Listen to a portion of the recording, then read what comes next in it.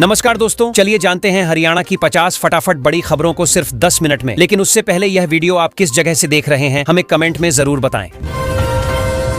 हरियाणा में सरकार अब एक खास योजना लेकर आ रही है जिसमें घर की छत या गमलों में ही लोग फल सब्जियां उगा सकेंगे। इससे घर का खर्च भी बचेगा और साफ सुथरा खाना भी मिलेगा। सरकार इसके लिए लोगों को तरीका, ट्रेनिंग और कुछ मदद भी देने वाली है ताकि ज्यादा लोग इसे अपनाएं। हरियाणा में किसानों के लिए बड़ी राहत वाली खबर है। 6 लाख से ज्यादा किसानों का ब्याज पूरी तरह माफ कर दिया गया है और 53,000 किसानों को फसल नुकसान का मुआवजा भी मिल रहा है। सरकार कह रही है कि इससे किसानों पर चढ़ा बोझ थोड़ा हल्का होगा और अगली फसल की तैयारी में आसानी होगी। हरियाणा के गरीब परिवारों के लिए भी अच्छी खबर है। सोनीपत में करीब 509 परिवारों को जल्द ही नए मकान आवंटित किए जाएंगे। सरकार का कहना है कि जिन लोगों के पास पक्का घर नहीं था, अब उन्हें एक स्थायी ठिकाना मिलेगा जिससे उनकी जिंदगी थोड़ी आसान बनने की उम्मीद है। हरियाणा में नए साल से राशन लेने का तरीका बदलने वाला है। सरकार ने डिपो पर नया सिस्टम मंजूर किया है जिसमें लोगों को और पारदर्शी तरीके से राशन मिलेगा। अब पूरी प्रक्रिया डिजिटल होगी ताकि गड़बड़ियां कम हों और हर व्यक्ति को उसका सही हिस्सा आसानी से मिल सके। हरियाणा सरकार ने मजदूरों और किसानों के लिए कुछ नई राहतें भी घोषित की हैं। मुख्यमंत्री सैनी ने बताया कि सरकार आने वाले महीनों में कुछ बड़े फैसले लागू करेगी ताकि आम लोगों का खर्च कम हो और उन्हें जरूरी सुविधाओं का फायदा बिना किसी झंझट के मिल सके। गुरुग्राम, फरीदाबाद और झज्जर में अब 500 इलेक्ट्रिक बसें चलाई जाएंगी। सरकार का कहना है कि 2030 तक राज्य को प्रदूषण मुक्त बनाना है, इसलिए धीरे धीरे डीजल बसों को कम किया जाएगा। इससे सफर भी शांत और सस्ता होगा और शहरों की हवा भी थोड़ी साफ हो जाएगी। फरीदाबाद में अब विकास कार्यों की रफ्तार और तेज होने वाली है। जिन प्रोजेक्ट्स में देरी हो रही थी उनको लेकर प्रशासन ने नई गाइडलाइन दी है। सड़कों, स्ट्रीट लाइटों और पानी सीवर के कामों पर फोकस रहेगा ताकि शहर की रोजमर्रा की दिक्कतें कम हो सके। हरियाणा में विधानसभा के अधिकारियों और कर्मचारियों के लिए अब नियमित ट्रेनिंग चलेगी। इसका मकसद है कि फाइल वर्क, प्रक्रियाएं और सदन से जुड़े काम ज्यादा सुचारू तरीके से हों। इससे विधानसभा की कार्यवाही भी बेहतर होगी और कामकाज में समय की भी बचत होगी। हरियाणा सरकार ने अपने कर्मचारियों के लिए कुछ नए दिशा निर्देश जारी किए हैं। इन गाइडलाइनों का मकसद कामकाज को दुरुस्त करना, छुट्टियां और ट्रांसफर प्रक्रिया को अधिक साफ रखना बताया जा रहा है। सरकार ने सभी विभागों को पत्र भेजकर नए नियमों का पालन करने को कहा है। हरियाणा में ठंडी हवाओं ने हालात बदल दिए हैं। कई जिलों में आईएमडी ने शीतलहर का येलो अलर्ट जारी कर दिया है। सुबह शाम ठंड और बढ़ रही है, इसीलिए लोगों को सावधानी रखने की सलाह दी गई है। स्कूल कॉलेज भी मौसम की निगरानी में बदलाव कर सकते हैं। हरियाणा सरकार ने एक बैठक बुलाई है क्योंकि हाईकोर्ट में कुछ खास मामलों की सुनवाई चल रही है। इसी बीच पुलिस धरना स्थल पर पहुंची ताकि स्थिति काबू में रहे। प्रशासन ये सुनिश्चित करना चाहता है कि कानून व्यवस्था किसी भी तरह बिगड़ने न पाए। हरियाणा में डॉक्टरों की हड़ताल अभी भी जारी है। हड़ताल के कारण मरीज काफी परेशान हो रहे हैं। सरकार ने व्यवस्था संभालने के लिए वैकल्पिक डॉक्टरों की तैनाती कर दी है ताकि अस्पतालों में इलाज रुक न जाए और जरूरी सेवाएं चलती रहें। गुरुग्राम में यूपीएससी की परीक्षा 2 दिनों तक एक ही केंद्र पर होने वाली है। इसके लिए सुरक्षा, ट्रैफिक और अन्य व्यवस्थाओं को लेकर प्रशासन सतर्क हो गया है। छात्रों की सुविधा के लिए समय समय पर अपडेट भी दिए जा रहे हैं ताकि परीक्षा में कोई दिक्कत न हो। गुरुग्राम पुलिस ने एक शख्स को पकड़ा है जो खुद को फर्जी सीबीआई अधिकारी बताकर लोगों को डिजिटल गिरफ्तारी का डर दिखाता था। वो लोगों से पैसे भी ट्रांसफर कराता था। पुलिस ने बताया कि आरोपी कई लोगों को झांसा दे चुका था और अब उसकी पूछताछ चल रही है। हरियाणा में एक यूट्यूबर को पुलिस ने इसलिए पकड़ा क्योंकि उसने गाय को चिकन मोमोज खिलाए थे। वीडियो वायरल हुआ तो गौ रक्षक उसके घर पहुंच गए। कैमरे पर उसने माफी भी मांगी, लेकिन पुलिस ने उसे हिरासत में ले लिया ताकि आगे ऐसी हरकत फिर न दोहराई जाए। फरीदाबाद में एक युवक से KYC अपडेट के नाम पर 1.25 लाख रुपए की ठगी हो गई। आरोपी ने फोन करके बैंक अधिकारी बनकर बातचीत की और लिंक भेजकर खाते से पैसे निकलवा लिए। पुलिस साइबर टीम मामले की जांच कर रही है और लोगों को जागरूक रहने की सलाह दे रही है। गुरुग्राम में एक युवक पर गाड़ी चढ़ाकर हत्या करने और बाद में शव जलाने वाले दोषी को अदालत ने उम्र कैद की सजा सुना दी है। अदालत ने कहा कि मामला बेहद गंभीर है और दोषी को कड़ी सजा मिलनी चाहिए। परिजनों ने अदालत के फैसले को सही बताया है। गुरुग्राम में एक कार्यक्रम में डॉ. संजय कौशिक ने कहा कि एआई सिर्फ तकनीक नहीं है बल्कि समाज में बड़ा बदलाव लाने वाला माध्यम है। उन्होंने बताया कि सही दिशा में इस्तेमाल हो तो शिक्षा, स्वास्थ्य और सुरक्षा जैसे क्षेत्रों में एआई बहुत मददगार साबित हो सकता है। गुरुग्राम में कांग्रेस का टैलेंट हंट कार्यक्रम चल रहा है। पार्टी नेताओं का कहना है कि ज्यादा से ज्यादा युवाओं को इसमें शामिल होना चाहिए ताकि उन्हें संगठन में आगे बढ़ने का मौका मिले। आवेदन की प्रक्रिया आसान रखी गई है ताकि नए लोग भी इसमें जुड़ सकें। हरियाणा में बिना लाइसेंस वाहन चलाने पर पुलिस ने 1549 चालान काट दिए। अभियान खासकर उन इलाकों में चलाया गया जहां लोग नियमों को अनदेखा कर देते हैं। पुलिस ने कहा है कि ट्रैफिक सुरक्षा को सुधारने के लिए ऐसे अभियान आगे भी जारी रहेंगे।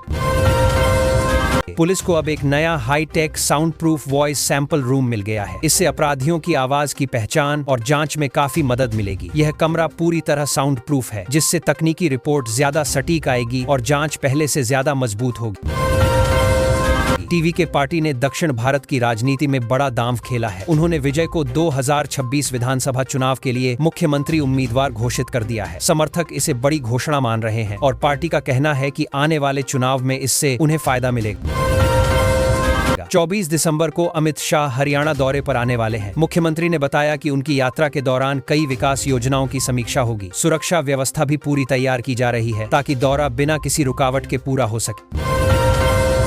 यूपी भाजपा में नए अध्यक्ष को लेकर चर्चाएं तेज हैं। खबर है कि 16 दिसंबर तक नया अध्यक्ष मिल सकता है और कुछ नाम सबसे आगे बताए जा रहे हैं। चुनाव की प्रक्रिया और संगठन की तैयारी को देखते हुए पार्टी जल्द फैसला लेने के मूड में दिखाई दे रही है। सर्दियों के मौसम में कौन से तेल सबसे ज्यादा असरदार होते हैं? इस पर आयुर्वेदाचार्य ने बताया है कि कुछ खास तेल दर्द, ठंड और स्किन ड्राइनेस में बहुत मदद करते हैं। ये तेल शरीर को गर्म भी रखते हैं और रक्त संचार को बेहतर बनाते हैं। लोग इन्हें घरेलू नुस्खे की तरह भी इस्तेमाल कर सकते हैं। हरियाणा में किसानों के लिए सरकार ने बड़ा फैसला किया है। बारिश से जिन किसानों की फसल खराब हुई थी, उन्हें अब लगभग 53,000 किसानों को 116 करोड़ रुपए का मुआवजा दिया जाएगा। सरकार कह रही है कि किसानों को नुकसान की भरपाई जल्द कर दी जाएगी ताकि अगली फसल की तैयारी में दिक्कत न हो। हरियाणा में महिलाओं को पुलिस भर्ती में अब 25% रिजर्वेशन मिलने वाला है। 6,000 पोस्ट पर भर्तियां आएंगी तो महिलाओं का बड़ा फायदा हो जाएगा। पहले इतना रिजर्वेशन नहीं था, पर इस बार सरकार ने कहा है कि वह महिलाओं की भागीदारी बढ़ाना चाहती है और जल्द इसका नोटिफिकेशन भी आएगा। हरियाणा के शहरों के विकास के लिए सरकार ने 1,700 करोड़ की राशि जारी कर दी है। मुख्यमंत्री ने कहा कि इससे सड़कों, पार्कों, ड्रेनेज और बाकी शहरी सुविधाओं में सुधार होगा। शहरों में रहने वालों को काफी आराम मिलेगा। इस पैसे से पुराने प्रोजेक्ट भी रफ्तार पकड़ेंगे। दिल्ली की ठंड पर मौसम विभाग का कहना है कि अब तक तो ठंड हल्की रही, लेकिन अगले हफ्ते से असली कड़क ठंड शुरू हो सकती है। हवा की दिशा बदलते ही तापमान तेजी से गिरेगा। लोग अभी से तैयारी कर लें क्योंकि दिसंबर का दूसरा हफ्ता काफी ठंडा रहने वाला है। हरियाणा में होटल में बुलाकर लूटने वाले 4 बदमाशों को पुलिस ने पकड़ लिया। ये लोग पहले होटल बुलाते थे, फिर कमरे में जाकर धमकाकर लूट लेते थे। पुलिस कई दिनों से इन्हें ट्रैक कर रही थी। गिरफ्तार होने के बाद पीड़ित लोगों ने राहत की सांस ली। नवंबर में हरियाणा में सड़क हादसों में थोड़ी गिरावट दर्ज की गई है। पुलिस ने एक विशेष मुहिम चलाई थी जिसमें चालान, चेकिंग और जागरूकता अभियान किए गए। पुलिस का कहना है कि अगर लोग हेलमेट और सीट बेल्ट का ध्यान रखें तो हादसे और कम हो सकते हैं। हरियाणा के कई विधायकों और मंत्रियों ने दिल्ली जाकर लोकसभा की कार्यवाही देखी। उनका कहना था कि संसद कैसे चलती है यह करीब से समझने का मौका मिला। कई नए सांसदों से भी मुलाकात हुई। इस दौरे को वे एक सीखने वाला अनुभव बता रहे हैं। राजस्थान से सटे हरियाणा के 6 जिलों में पारा 5 डिग्री तक पहुंच गया है। 12 दिसंबर से मौसम फिर बदलने की उम्मीद है। ठंडी हवाएं और तेज होंगी। लोग सुबह शाम ठिठुर रहे हैं। मौसम विभाग ने सलाह दी है कि बुजुर्ग और बच्चे ज्यादा सावधानी रखें।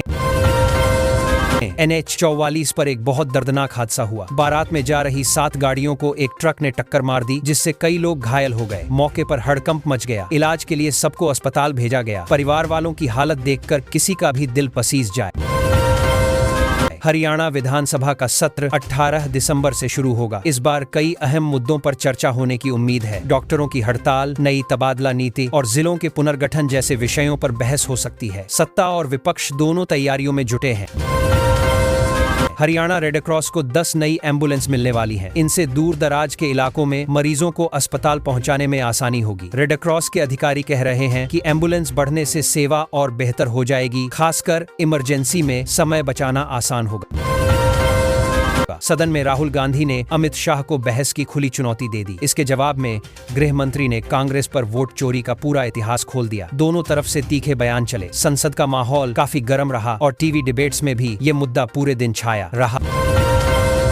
हरियाणा में सरकार ने एक नई पहल शुरू की है, जिसमें दक्षिण हरियाणा के राहिड़ा जंती इलाके के पुराने पेड़ों को बचाने के लिए लोगों को हर महीने 500 रुपये पेंशन दी जाएगी। सरकार चाहती है कि लोग खुद भी अपने गाँव के पेड़ों की देखभाल करें और पर्यावरण को बचाने में हिस्सा लें।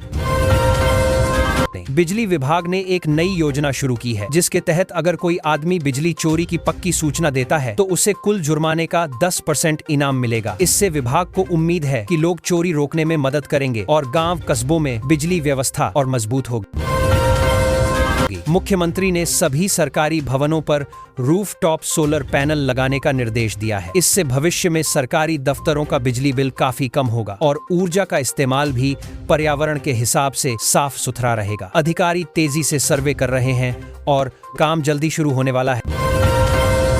अंबाला में आत्मनिर्भर अभियान के तहत एक रथ यात्रा शुरू की गई है, जिसमें लोगों को बताया जा रहा है कि वे अपने क्षेत्र में कौन कौन से छोटे रोजगार शुरू कर सकते हैं। सरकारी अधिकारी गांव-गांव जाकर योजनाओं की जानकारी दे रहे हैं ताकि ज्यादा लोग लाभ उठा सकें और खुद कमाने लगें। राज्य में सुरक्षा के लिए एक नया सिक्योरिटी कानून लाने की मांग बढ़ गई है। लोग चाहते हैं कि इससे मोहल्लों और बाजारों में गड़बड़ी कम हो और पुलिस को सख्ती से कार्रवाई करने का अधिकार मिल सके। सरकार इसे आने वाले सत्र में रखने पर विचार कर रही है। हरियाणा में डॉक्टरों की हड़ताल चल रही है और सरकार ने हालात संभालने के लिए एस्मा लगा दिया है। कई जगह मरीजों को दिक्कत है, लेकिन कुछ अस्पताल ऐसे भी हैं जहां डॉक्टरों ने मरीजों को परेशानी में न डालने की कोशिश की है। बातचीत अभी भी जारी है। राज्य सरकार 11 नए जिलों के गठन पर विचार कर रही है। इस पर कैबिनेट में चर्चा भी हुई, क्योंकि कई जगह प्रशासन की दूरी और भीड़ बढ़ने से काम रुकता है। अगर ये नए जिले बन जाते हैं तो सरकारी कामकाज तेज हो जाएगा और लोगों का समय भी बचेगा। हरियाणा कैबिनेट ने पुलिस भर्ती के नए नियमों को मंजूरी दे दी है। अब प्रक्रिया थोड़ी पारदर्शी और सरल होगी। युवाओं को उम्मीद है कि इससे भर्ती में लगने वाला समय भी कम होगा। अधिकारी कह रहे हैं कि अगली भर्ती इसी नियम के अनुसार निकाली जाएगी। चंबल फर्टिलाइजर कंपनी पर कीटनाशक बेचने को लेकर रोक लगा दी गई है। कहा जा रहा है कि उनके कुछ प्रोडक्ट मानकों पर खरे नहीं उतरे। किसानों को सलाह दी गई है कि फिलहाल वे इन्हें इस्तेमाल न करें। कंपनी ने जांच पूरी होने तक सहयोग करने का वादा किया है। रोहतक में डॉक्टरों की हड़ताल का मिला जुला असर देखने को मिल रहा है। कुछ सेवाएं बाधित हैं, लेकिन सिविल अस्पताल ने वैकल्पिक डॉक्टरों और इंटर्न की मदद से काम चलाए रखा है। मरीजों को थोड़ी परेशानी तो है, लेकिन हालात पूरी तरह बिगड़े नहीं हैं। पंचकूला में अवैध खनन पर बड़ी कार्रवाई की गई। प्रशासन ने एक ही दिन में 20 वाहन जब्त कर लिए। अफसरों का कहना है कि कुछ लोग रात में चोरी से मिट्टी और रेत निकाल रहे थे। इस अभियान के बाद इलाके में अवैध खनन पर थोड़ी रोक लगी है। हरियाणा सरकार ने नगर पालिका विधेयक 2025 को मंजूरी दे दी है। इसके चलते राज्य की सभी नगर पालिकाओं और निकायों का एकीकरण होगा। कहा जा रहा है कि इससे फंड का इस्तेमाल बेहतर ढंग से हो सकेगा और छोटे शहरों में विकास कार्य तेजी से होंगे। HCS मेंस परीक्षा का पैटर्न बदल दिया गया है। अब 2025 से 6 पेपर होंगे। छात्रों को लगता है कि नया सिस्टम ज्यादा संतुलित है और रट्टे की बजाय समझ पर जोर देगा। कोचिंग वाले भी अब नए सिलेबस के हिसाब से अपने बैच तैयार करने में लग गए हैं।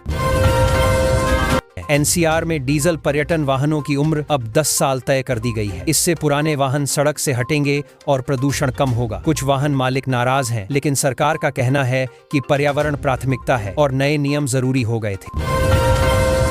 हरियाणा के 6 जिलों में बड़ा प्रशासनिक फेरबदल किया गया है। कई अधिकारियों का तबादला हुआ है और 17 गांवों को नई तहसील के अधीन कर दिया गया है। यह बदलाव इसलिए किए गए हैं ताकि प्रशासनिक कामकाज और तेजी से हो और लोगों की परेशानियां कम हो। राज्य के खेल विभाग में तबादले किए गए हैं, खासकर 2 खिलाड़ियों की मौत के बाद। अधिकारी मान रहे हैं कि कुछ लापरवाही रह गई थी, इसलिए कार्रवाई जरूरी थी। अब नए अधिकारी मैदानों और प्रशिक्षण कैंपों की स्थिति को बेहतर तरीके से मॉनिटर करेंगे। हरियाणा विधानसभा का शीतकालीन सत्र 18 दिसंबर से शुरू होगा। इसमें कई महत्वपूर्ण मुद्दों पर चर्चा होने की उम्मीद है, जैसे कृषि योजनाएं, बिजली दरें और रोजगार। विपक्ष ने भी तैयारी शुरू कर दी है कि कौन कौन से सवाल जोर से उठाने हैं। सोशल मीडिया पर हथियार दिखाकर वीडियो बनाने वाले खिलाड़ियों पर सख्ती शुरू हो गई है। अधिकारियों ने साफ कहा है कि राज्य की छवि खराब करने वालों को टीमों से बाहर किया जा सकता है। कई युवा अब पुराने वीडियो हटाने में लगे हुए हैं। यूके के डिप्टी हाई कमिश्नर ने हरियाणा के मुख्यमंत्री से मुलाकात की। बातचीत का मुख्य मुद्दा निवेश और शिक्षा सहयोग रहा। कुछ विदेशी कंपनियों ने हरियाणा में उद्योग लगाने में दिलचस्पी दिखाई है। सरकार भी चाहती है कि ज्यादा युवाओं को नौकरी मिले। हरियाणा में सरकार अब एक खास योजना लेकर आ रही है जिसमें घर की छत या गमलों में ही लोग फल सब्जियां उगा सकेंगे।